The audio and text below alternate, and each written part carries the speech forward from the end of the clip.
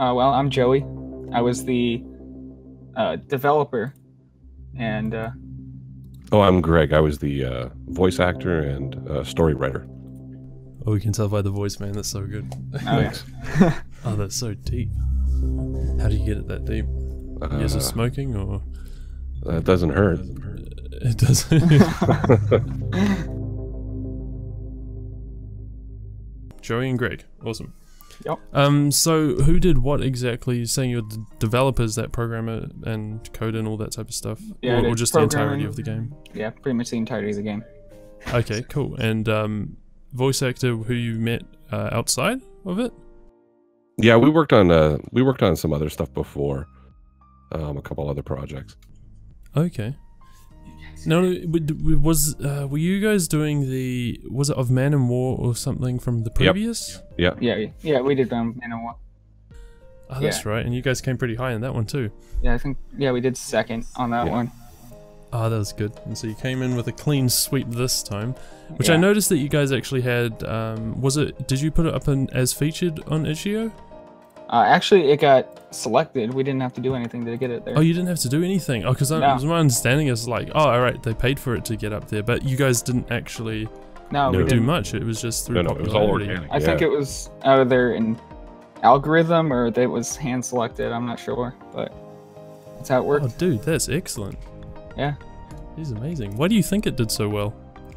I think it's just that horror, like indie horror, is like really hot on Itch. So, and we kind of marketed it really well with the trailer, and then we kind of appealed to a mass audience with it. Yeah. No, that trailer was really cool as well. Did you guys think it was a bit too? Because this was my only thing, was that it was too short. But again, 7 days and stuff like that. In the end, it turns out that the ultimate answer is going to be yes. At the time, it felt like a perfect package. We had some other stuff that we could have added to it. I wrote some other outcomes that we could have used, but after playing it, after he did the build, it just felt right. It just felt perfect the way it was. But the reason the answer is now yes is that after hearing so many people's reaction to it and wanting more of it, we have no choice. We have to do more. No, that was excellent, because I saw so many Let's Plays and that was just within the first week. I was just Googled, look at the game jam pages, and I was shocked by the people. No, it was stunning. Who was the largest influencer that played? Markiplier. Markiplier. Wait, he actually played it? Yeah. Oh, no way. Excellent. Oh, that's good. It was in. They should bring in the traffic towards the game jam as well. There's a massive spike in the analytics. I looked at it. It was like, oh. Hey, good on you guys. Do you mind sharing statistics about that? Like how many downloads you got? What do you want to know? Downloads? Let me pull it up. Okay, downloads to date. 5,436. Oh wow, that's not bad, eh? This guy's setting you off for a decent career if you guys get a decent audience following you on Itch.io. The goal is to get a large people following the series, since we'll be releasing other games to follow the series in parts. Yeah. So episodes. This is taking place in the same universe for future games? Yes. Yeah. So ultimately, Room 303, because it's done so well and because a lot of people ask for more, I stepped away from it a little bit and thought about, okay, how can we do more with it? And I figured out a way to do that, but we're going to have to do it across several chapters. So I'm in the process of writing the storyline for the next, I guess it's going to be 5 more chapters. Oh, cool. So okay, that's. Oh wow, you guys are very serious about this. I like it. Yeah, we have some really good ideas. Yeah, so this is the first in the series, and do you mind shedding some light on the story of it? Because I didn't really get. I mean, you get the whole twist thing. It's kind of in a loop, right? And that's all I got from it. But is there any hidden meaning, or? Well, originally with it, let's say that was the whole package. Let's say the way it is the way it was going to finish. Ultimately, it was just kind of being stuck in a continuous cycle of living out a nightmare. is kind of the idea. Now beyond that, it's going to expand into something far larger. There's a much bigger picture, and like I said earlier, we had concepts in place to add a couple of variants of either 6 hours earlier or 6 hours later. But again, it felt so good the way it was. I didn't want to ruin it. But now we can elaborate on it. So to give away what it's going to become, I don't want to really do that, but you're on the right track for what it was. Yeah. So you're saying that the next stories are actually going to explain why the first game existed? Yeah, every episode is all part of the same story with the same protagonist. Oh, cool. And why is it called Room 303? Or is it just a random number? It just came to me. Obviously, you know this. We had, one room as our theme, and I had a couple of ideas. Okay, what kind of rooms can we set this in? And we decided on the hotel room. And I thought, okay, the easiest way to do this is just name the room, give the room a number, and run with it.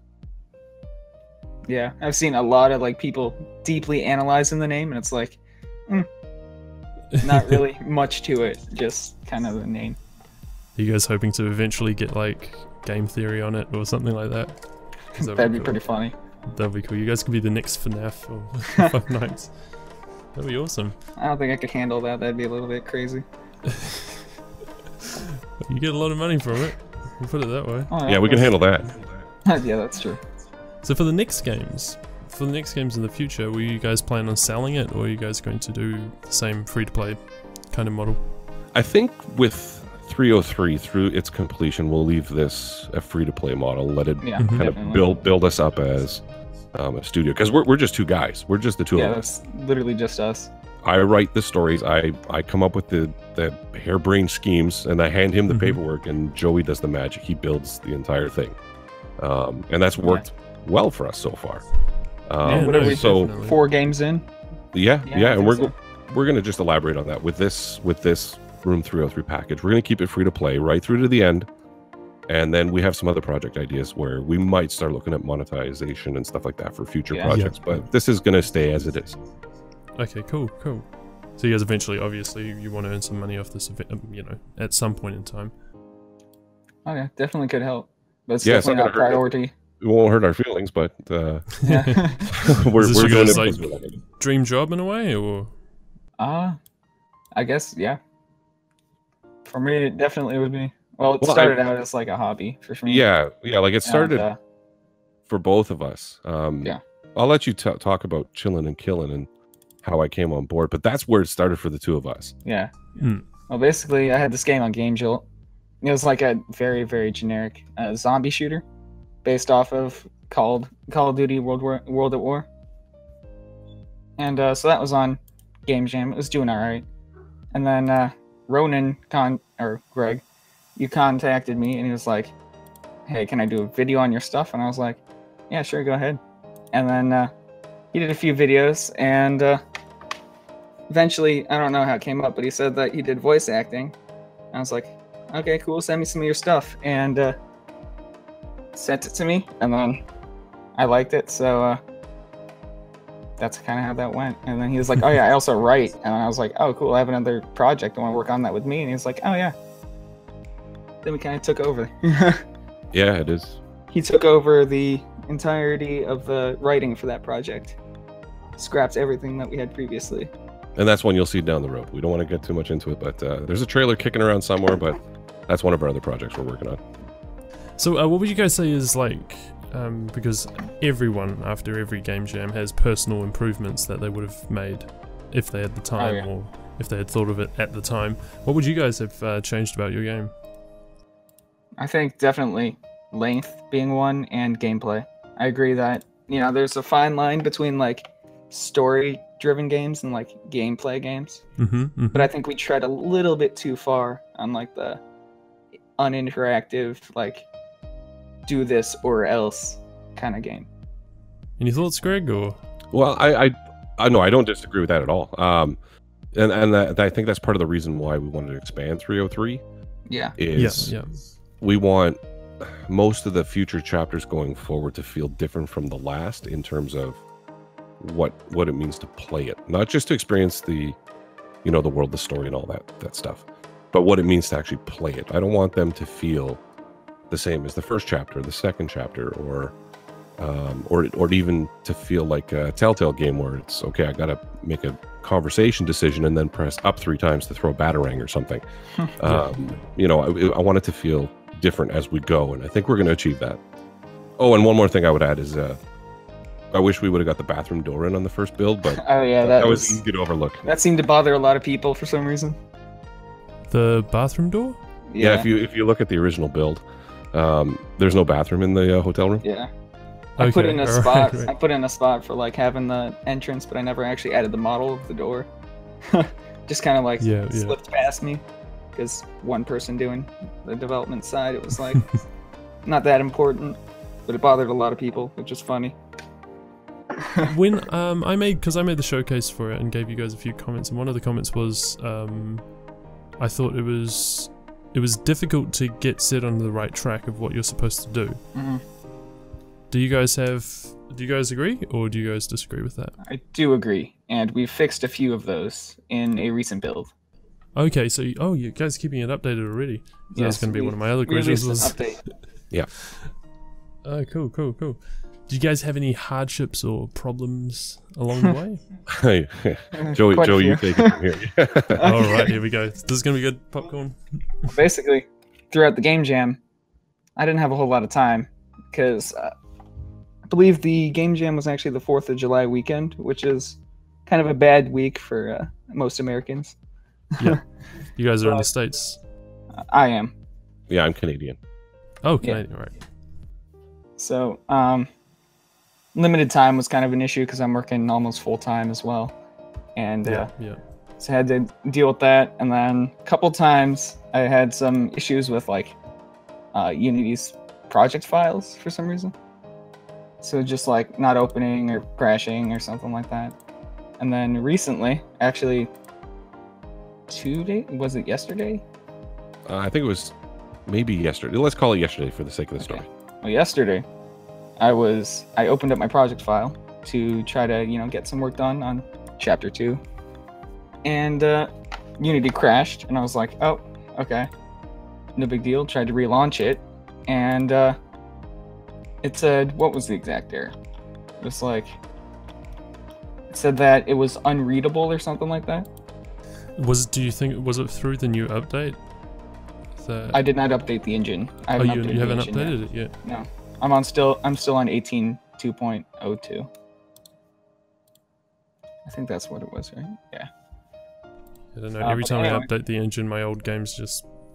There's always problems with it. Yeah, that's why I'm always careful with it. I have to make sure I'm ready to update. But I found out that my drive has just gone corrupt. And I have a separate drive for all my game projects. And that entire drive is just inaccessible. So from this point, I thought I had lost everything that I've been working on in the past 5 years. I found that it works for like a couple minutes after I restart my computer. So what I've been doing is then copying over bit by bit the project files. So like 1 or 2 gigs at a time.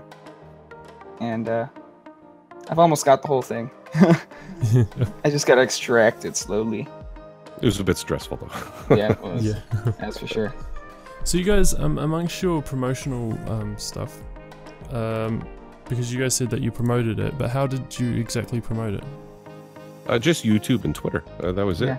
YouTube, Twitter. So you guys contacted YouTubers, or did they just do it? No. We didn't contact anyone. That was the best surprise of all. Yeah.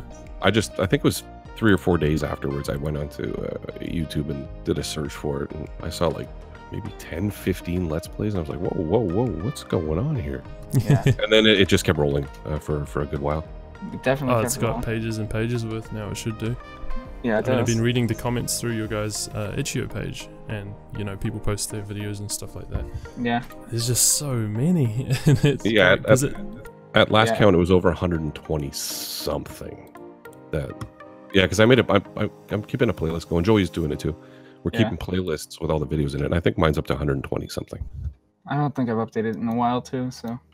That's clever. Has it stayed in the States, or is it kind of moved around? Because during I think we did a Fish Out of Water one that was played by Markiplier as well, and all of a sudden it moved into Korea, and then a whole bunch of Koreans started playing it, and I found it really weird. It was on Twitch as well. Actually, yeah, all of that happened before Markiplier. Like I've watched it in that's true. Japanese, Russian, German. Yeah, it's been everywhere. Our highest day, our like highest peak wasn't even when Markiplier played it. It was the 4th day of the game jam. I never anticipated it would kind of like blow up like that.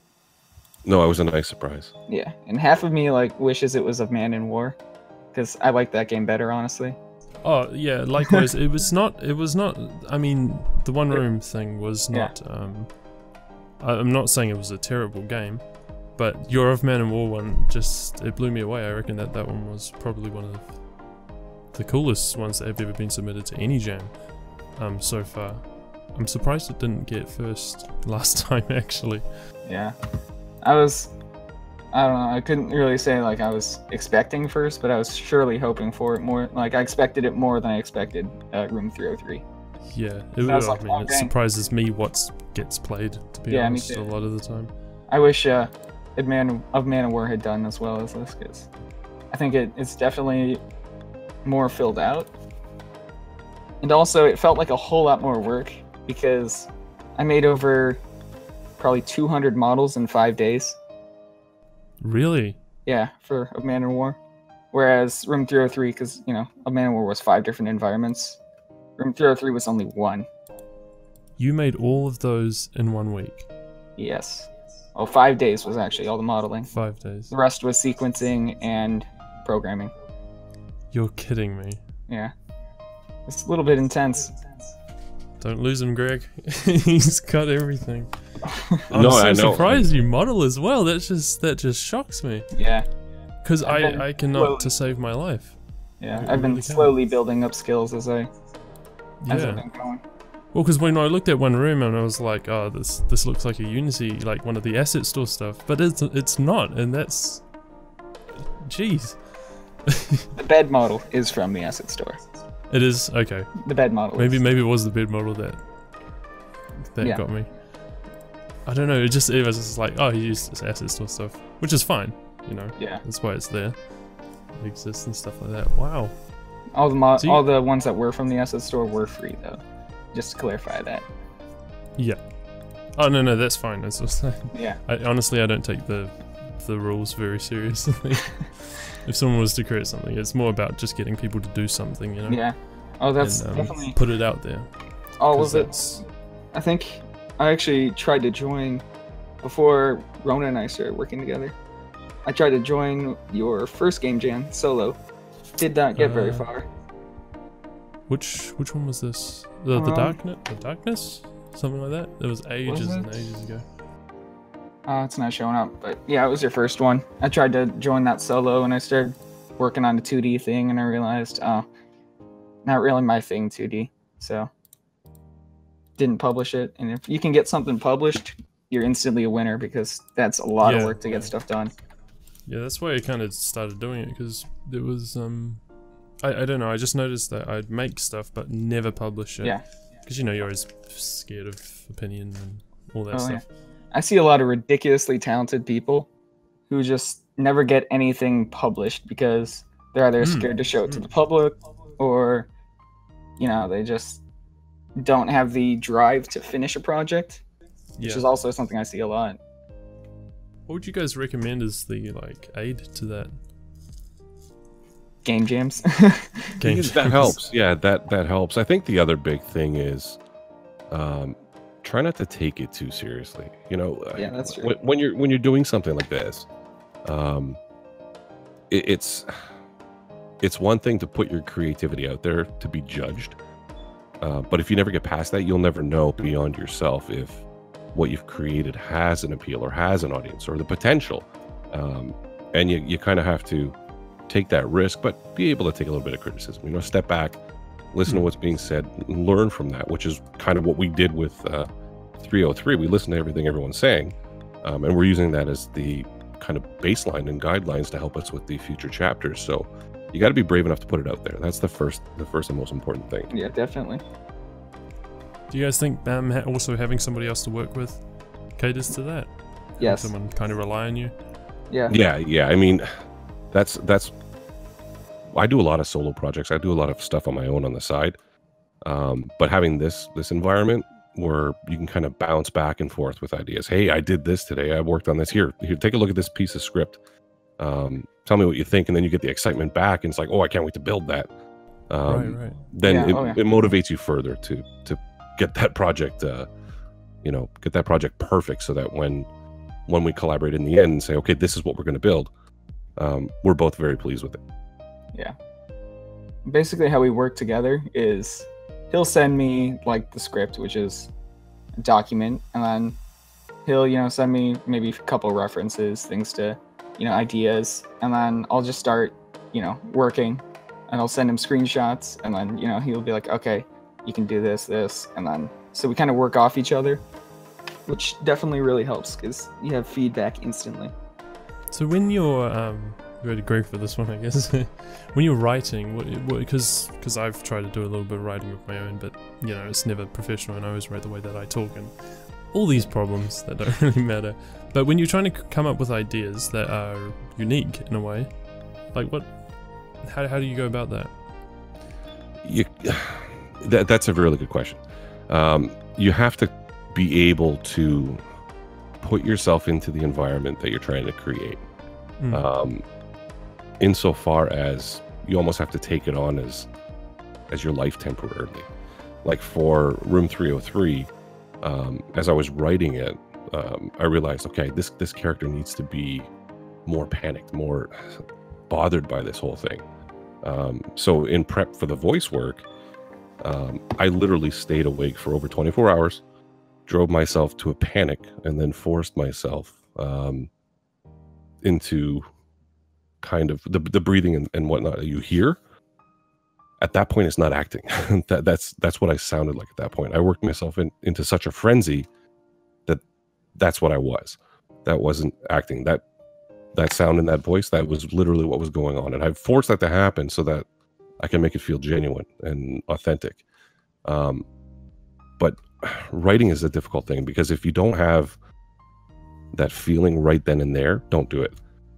When you get that moment of inspiration, it doesn't matter if you're in the middle of the night, that's when you get up and you go do it. But if you just don't feel it, you're just going to force something and you're going to resent it. So the best advice I can give is when your heart feels it, that's when you pick up the pen or you get in front of the keyboard and you start doing it. How do you guys design because the character, I guess, is... You wrote the character first, and then you're like, okay, I need to get into this state in order to get the voice right, get the breathing right, and all that type of stuff. Yeah, so with that, I like the script was already done by that point. And in terms of where I came up with the idea for the script, I wish I can say I could teach someone how to do that. But it's one of those things where, to me, it's more of a burden than a blessing, because most of my time is spent, this idea, or I love this idea. What am I going to do with this idea? Oh, what about this thing and this thing over here? And Joey can tell you, I'll go off on tangents. I'll say, hey, our next project, we should try something like this, and or we're going to do this, and that's just a small percentage of it. Like, that's outside of everything I do aside from this. So it's always an idea, always this, always something, always on the go, and can't keep up with it sometimes. So much as it sounds like that's a good thing to have, it can be a bit bothersome too. Yeah. I have a little file on my desktop called The Vault, and that's where I store all of Ronan's ideas, and he didn't know about that, but now he No, now I do. The Vault might have crashed your computer. Oh, I'll take note of this whole inspiration thing. Just get up and do it, because often it's like the middle of the night, you're tired, and you're like, oh, I got something, and then you're like, I'll just sleep. I'll turn on Friends and Big Bang Theory and go to bed. If you actually get up though and actually go to a computer, put some music on, put music. That's the other thing too. You seem like a person that's into music. Oh, so, yeah, man, heavily. That's important. If you're writing something or working something, tailor the music you listen to the mood of the project you're working on. Yeah.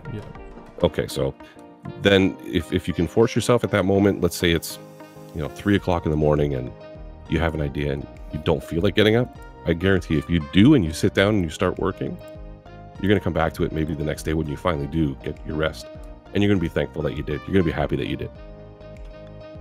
Well, you know, if you guys need extra music for the next few games, I'm always available. Hey. I think we might do that. I've actually that actually sounds cool. 303. Yeah, it was 303 just didn't have a soundtrack to it. I mean, it had. No, it was all ambient. Yeah, all That's ambient. kind of what we wanted. I spent a lot of time on that. No, because I make so much experimental stuff, and I've been working a lot with like orchestral, and you can go with the spooky sounds and all that type of stuff. And then of course, this was the first time I think I did try to do Foley for it, which was really fun. I did do a video about it. Foley is fun and hilarious to do if you show the raw it's footage. Crazy. I've done it a couple times as well. It's fun. It's really entertaining. Ronan, tell them about what you've been doing with music as well. Oh yeah, so with Room 303, like I said, you want to listen to music that kind of caters to your work.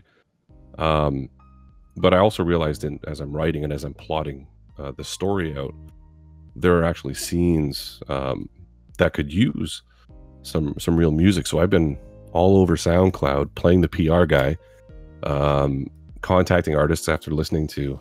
I've listened to, it's got to be a few hundred tracks. I don't know. Reaching out to artists, hey, I like your song. Can we use this? Or this piece of music would work perfectly in our game. And we've got some. I think I've got 5 or 6 tracks already prepared with artists that are going to let us use them. So pretty excited about that. There's some good music coming to 303. Yeah, I mean, I was actually surprised there was no jump scares in your game. I thought that's where it was heading. Well, it was. Ooh, there'll be something. Except when you opened the door, that was kind of.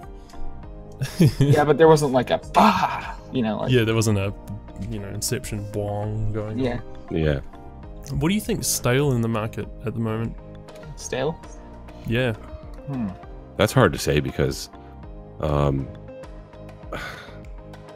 mean, if you look at the commercial, the really commercial side of the market, where all the big dollars are being spent, and then you flip the coin and you look at the indie side of things, you're more likely to find what you want to play as the player in the indie market. You're more likely to find what you want there.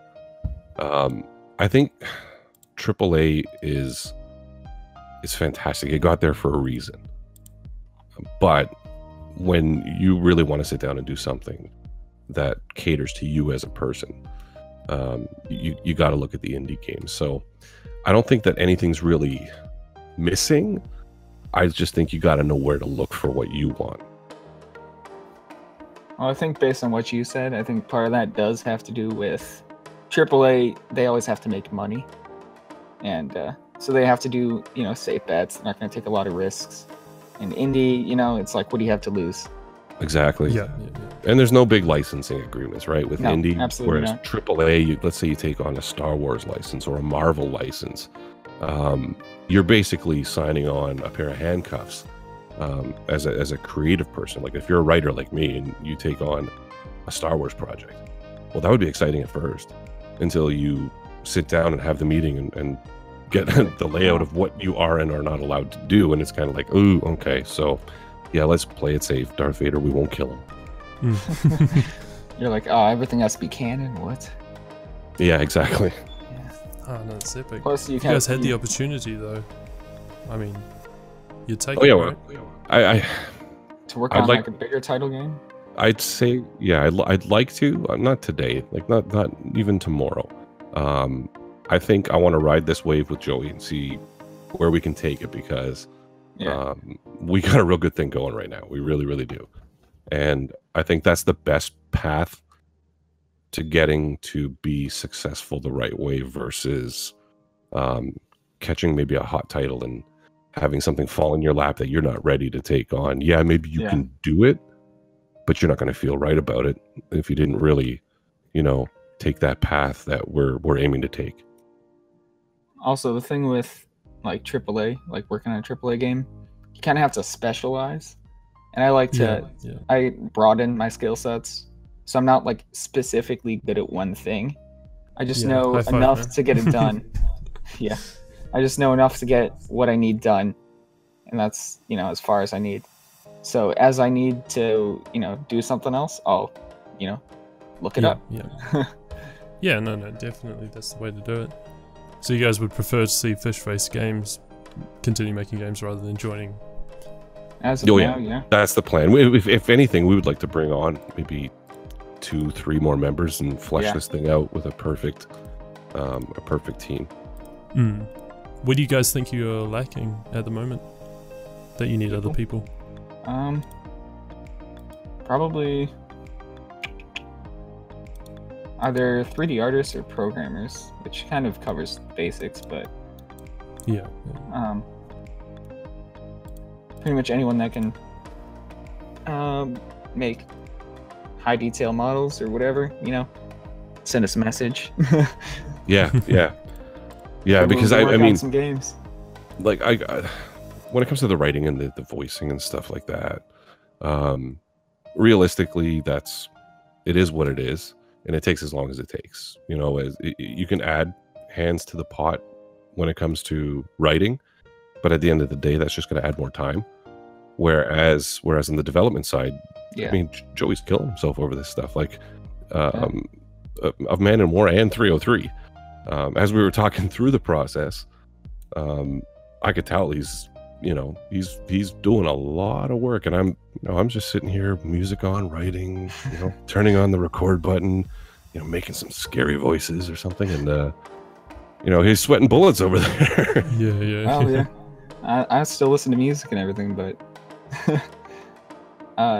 definitely a lot of sleepless nights over this one, especially.